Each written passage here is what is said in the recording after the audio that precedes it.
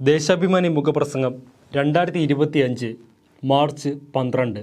ജാതി വിവേചനം നടപ്പില്ല നവോത്ഥാന കേരളത്തിൽ. ഇരിങ്ങാലക്കുട കൂടൽമാണിക്യം ക്ഷേത്രത്തിൽ ഘടകക്കാരനായി നിയമിക്കപ്പെട്ട പിന്നാക്ക സമുദായാംഗത്തെ ആ ജോലി ചെയ്യാൻ അനുവദിക്കാതെ ഓഫീസ് ജോലിക്കായി നിയോഗിച്ച നടപടി നവോത്ഥാന കേരളത്തിന് അംഗീകരിക്കാനാകില്ല. ഘടകക്കാരെ പാരമ്പര്യ അവകാശികളെയാണ് നിയോഗിക്കേണ്ടതെന്ന ക്ഷേത്രതന്ത്രിമാരുടെ അഭിപ്രായം ആ ജോലികൾ അതത് ജാതിയിൽപ്പെട്ടവർ ചെയ്താൽ മതി എന്ന് പറയുന്നതിന് തുല്യം തന്നെയാണ്. അതിനാൽ അത് ജാതി വിവേചനവും പരിഷ്കൃത സമൂഹത്തിന് അംഗീകരിക്കാൻ കഴിയാത്തതുമാണ്. കൂടൽമാണിക്യ ക്ഷേത്രത്തിലെ കടകൻ തസ്തികയിൽ തിരുവനന്തപുരം ആര്യനാട് സ്വദേശി BA ബാലു നിയമിതനാകുന്നത് ഫെബ്രുവരി 24-ലാണ്. തന്ത്രിമാർ എതിർപ്പ് അറിയിച്ചതിനെ തുടർന്ന് മാർച്ച് 7-ന് ബാലുവിനെ ദേവസ്വം ഓഫീസിലേക്ക് മാറ്റി നിയമിച്ചു. ഫെബ്രുവരി 24 മുതൽ മാർച്ച് 7 വരെ തന്ത്രി കുടുംബാംഗങ്ങൾ ക്ഷേത്ര ചടങ്ങുകളിൽ പങ്കെടുത്തില്ല എന്നും ചൂണ്ടിക്കാണിക്കപ്പെട്ടിട്ടുണ്ട്. ദേവസ്വം റിക്രൂട്ട്മെന്റ് ബോർഡ് നടത്തിയ പരീക്ഷയും അഭിമുഖവും പാസ്സായി 1ാം റാങ്കോടെയാണ് ബാലു കഴകൻ തസ്തികയിൽ ജോലിക്ക് ചേർന്നത്. കൂടൽമാണിക്യ ക്ഷേത്രത്തിൽ കഴക തസ്തികയിലെ ആദ്യ നിയമനവും ഇതായിരുന്നു.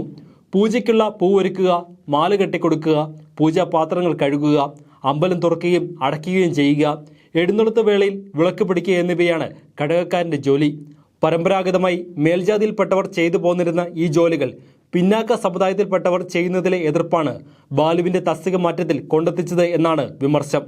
10 ദിവസത്തെ മാത്രം ജോലി ചെയ്ത ബാലു അവധിയിലാണിപ്പോൾ. ബാലുവിൻ്റെ നിയമനത്തെ എതിർക്കുന്നത് പിന്നാക്ക സമുദായക്കാരനായതുകൊണ്ടല്ല, മറിച്ച് ഈ ജോലികൾ പാരമ്പര്യ അവകാശമായതുകൊണ്ടെന്നാണ് തന്ത്രിമാരുടെ വാദം. കഴകം, മേൽശാന്തി, കീഴ്ശാന്തി, മൂസ് തുടങ്ങിയ ജോലികൾ തീരുമാനിക്കാനുള്ള അവകാശം തന്ത്രിമാർക്കാണെന്നും അവർ വാദിക്കുന്നു. എന്നാൽ കൂടൽമാണിക്യം ആക്ടും റെഗുലേഷനും പ്രകാരം ക്ഷേത്രത്തിലെ കഴകൻ ജോലികൾ സംബന്ധിച്ച് വ്യക്തമായ ഉത്തരവുകളും നിർദ്ദേശങ്ങളുമുണ്ടെന്ന് ദേവസ്വം മന്ത്രി VN വാസവൻ ചൂണ്ടിക്കാട്ടുന്നു. ഇതുപ്രകാരം ക്ഷേത്രത്തിൽ 2 കഴകക്കാരെ നിയമിക്കാം.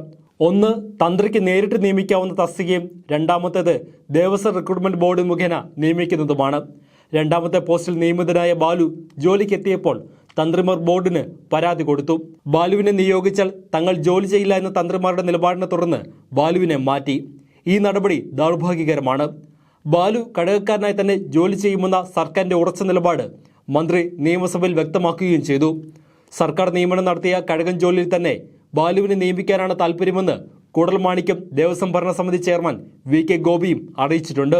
ശ്രീനാരായണ ഗുരു അരുവിപ്പുറത്ത് ശിവപ്രതിഷ്ഠ നടത്തിയപ്പോൾ എതിർത്ത ജാതിശക്തികൾ ഇന്നും ചില ക്ഷേത്ര മതിൽക്കെട്ടുകൾക്കുള്ളിലും ഇരുളടഞ്ഞ മനുഷ്യ മനസ്സുകൾക്കുള്ളിലും നിലനിൽക്കുന്നു എന്ന് സൂചിപ്പിക്കുന്നതാണ് കൂടൽമാണിക്യത്തു നിന്ന് വരുന്ന വർത്തമാനങ്ങൾ.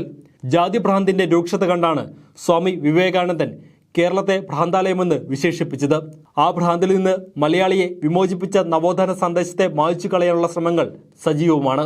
അത്തരം ശക്തികൾക്ക് ഊർജം പകരുന്നതാണ് കൂടൽമാണിക്യ ക്ഷേത്ര തന്ത്രിമാർ സ്വീകരിച്ച നിലപാട്.